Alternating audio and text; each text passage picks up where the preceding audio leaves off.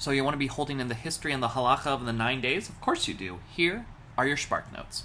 The 9 days. The 9 days are the final days of a 3-week period of commemorative mourning known as, you guessed it, the 3 weeks. Starting on Shvat Esrei B'Tammuz, the 17th of the month of Tammuz, this commemoration recalls the destruction of the first temple, the second temple, and a litany of other terrible things that happened throughout Jewish history. Now the Talmud in Masechet Ta'anit stresses the importance of these last 9 days in particular, saying that beginning on Rosh Chodesh Av, the beginning of the month of Av, we decrease our joy all the way into the culmination of Tisha B'Av. So during these 9 days, a period that was already heavy with mourning rituals becomes elevated with even more intense mourning rituals, which means no eating meat, no drinking wine, no recreational bathing. Remember, they had bathhouses back then, so this is kind of more like no hot tubbing and no lounging at the pool. No buying or wearing new clothes. No planting trees or plants or flowers. No remodeling or expanding your home.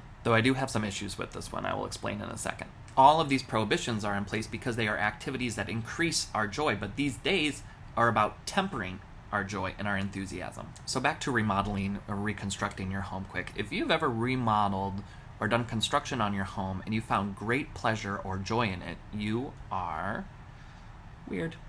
Anyway, we hold on to these customs until the culmination of this period, which is Tisha B'Av, the 9th of Av. And just really quickly before we move on, a note that all of these prohibitions are lifted for Shabbat, as long as they're still within the laws of Shabbat. So you can drink wine and eat meat on Shabbat. Tisha B'Av begins at sundown and goes into sundown of the following day, actually an hour past sundown of the following day. It is the saddest day of the Jewish calendar, and it is also the second other full fast day other than Yom Kippur. On Erev Tisha B'Av, Jews around the world all head to shul or into their communities to listen to the chanting of Eicha, the Book of Lamentations, which is one of the most beautiful, haunting melodies we have in our tradition. We wear simple clothes and we don't wear leather shoes. I have a whole nother video about why we don't wear leather shoes.